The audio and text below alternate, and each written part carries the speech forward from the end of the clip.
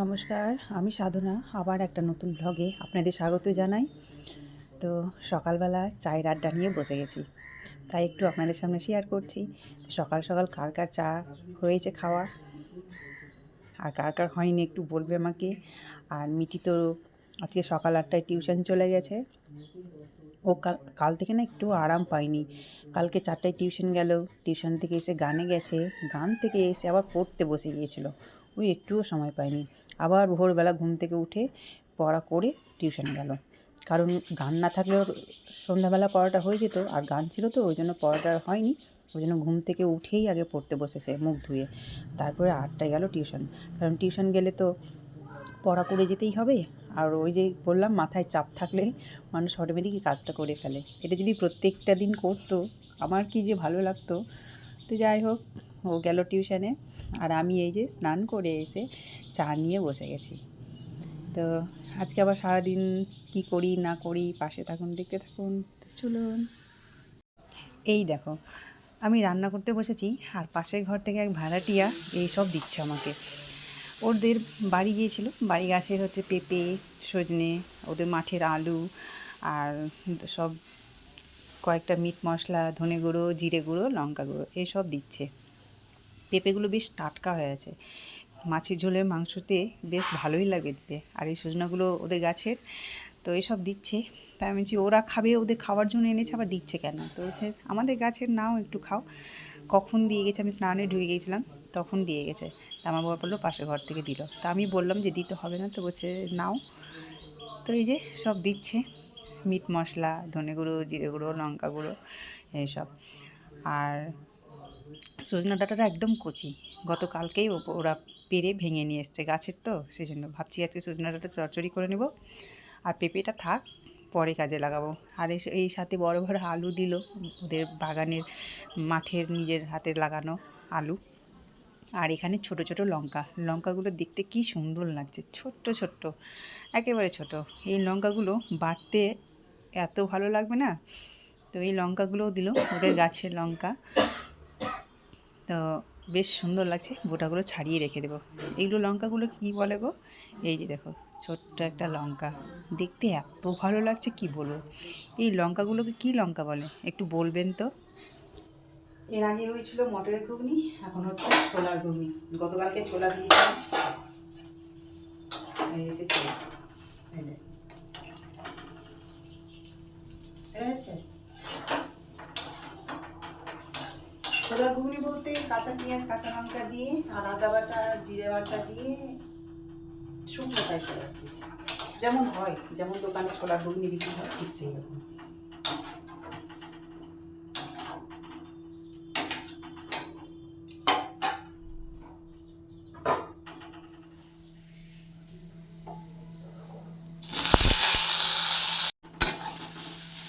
এদিকে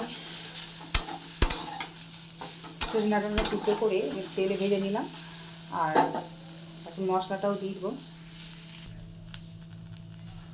এই যে মশলা দিয়ে দিলাম। আর এদিকে বাঁধাকপির তরকারি হয়ে গেছে, আর কালকে কিছু মাছ ছিল, মাছের ঝোলটাও গরম করে দিলাম। আর সজনা ডাঁটা তরকারি হবে। এদিকে মিটি প্রাইভেট থেকে ঘরে আসলো, আর আমার রান্না তো চলছে।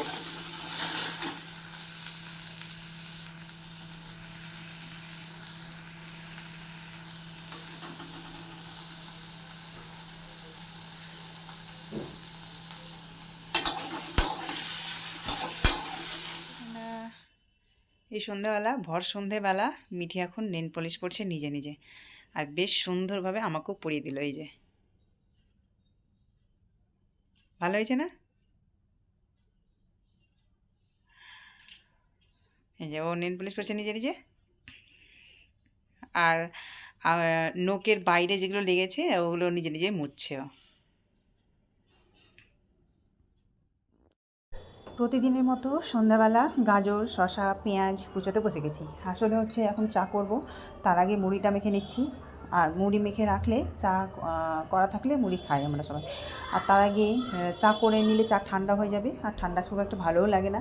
সেই জন্য এখন গাজর ছিলতে বসেছি, আর শশা পাশে আছে, আর আরেকটা গাজর মিঠিকে ছিলে দিলাম, মিঠি খেলো। ও গাজর বরাবরই খায়, গাজর শশা এগুলো ও শুধু মুখে খেতে খুব ভালোবাসে।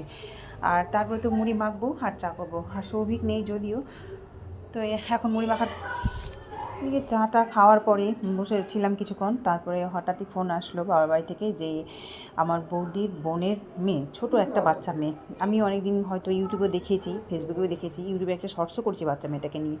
তো হসপিটালে ভর্তি আছে। কেন হসপিটালে ভর্তি আছে? যে ও নাকি 2 টাকা কয়েন গিলে নিয়েছে গলার মধ্যে গত রাত্রে। তো গত রাত্রে তো কান্নাকাটি করেনি, নর্মালি ছিল, কথাও বলছিল, দুধ খাইয়েছে, খেয়েছে, সকালবেলাও সেটা খাইয়েছে, সকালবেলা হরলিক্স দুধ খেয়েছে, কিন্তু মন তো মানবে না, যেহেতু গলার মধ্যেই 2 টাকার কয়েনটা আটকেই আছে, ভেতরে নামেনি। বাচ্চা মেয়ে একটা, দিয়ে ডাক্তার কাছে তো আসতেই হবে আর দেখাতেও হবে। তো সেই জন্য সকালবেলায় নিয়ে এসেছিলো ডাক্তারের কাছে।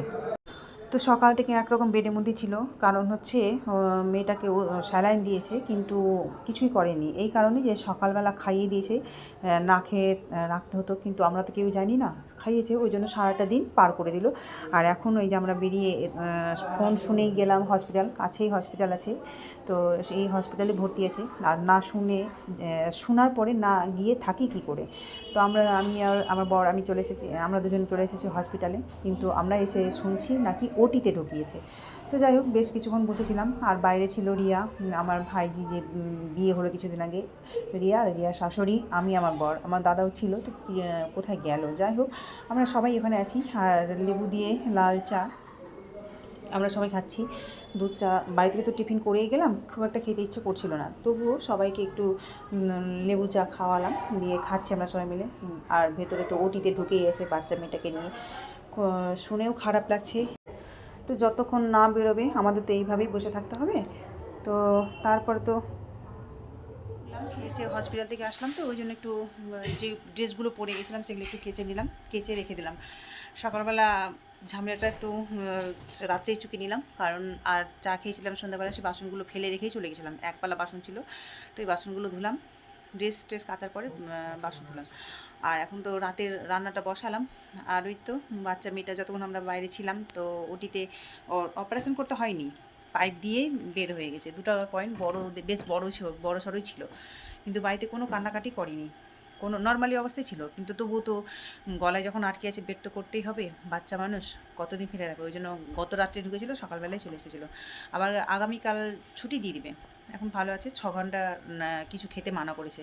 আর সকালবেলা যখন হসপিটালে এসেছিলো তখন থেকে তো না খেয়ে আছে, শুনছি নাকি বাচ্চা মেয়েটা বলেছিল যে একটু কিছু খাবো, খিদে পেয়েছে, কিন্তু ডাক্তারে মানা করেছে, শুনেও মায়া লাগছে, সত্যি মায়া লাগছে, সারাদিন খেতে দেয়নি।